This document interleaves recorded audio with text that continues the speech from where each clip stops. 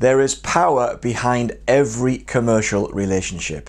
Any experienced salesperson understands at a deep level that negotiations between two or more parties involve one party or the other enjoying more leverage than the other. It is the powerful who get the best deal. That's if they're competent negotiators, of course. We also see it all the time in our domestic purchases, everything from buying a bag of fruit from a market stall, in signing a mobile phone contract, right through to buying or renting the home we're living in.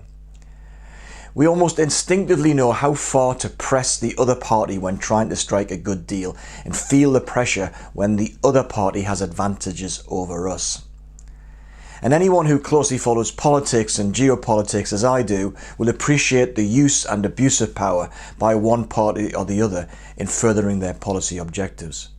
It is a fact that power is deeply embedded in how humans interact with each other, and corporate bodies behave in a very similar manner, with the consequences often being very significant indeed. That a customer with a large spending budget is more coveted by suppliers than would be a customer making a small one-off purchase. So procurement spend is a lever of power. Compelling research undertaken by the University of Birmingham confirmed the importance of power in commercial relationships, and in doing so designed a method where one party or another can systematically identify and then lever their power assets to gain superior results from their negotiations. But unfortunately, power has become a bit of a dirty word in commercial relationships. No one likes to be seen as a bully, nakedly exploiting another party in negotiations, and people shy away from expressing anything to do with power.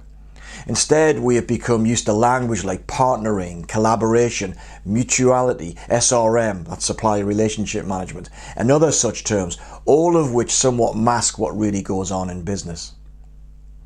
Think for a moment about a publicly listed company. Its directors have a fiduciary responsibility to maximize returns over the medium to longer term.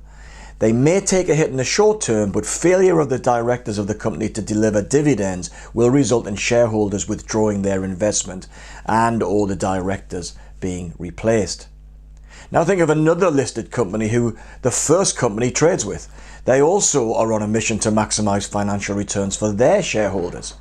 It's a logical certainty that both can't maximize their returns at the same time, however much they collaborate to make the pie larger. This inevitably creates a tension between the trading partners, as neither is able to secure their ideal outcome, and so compromises are made.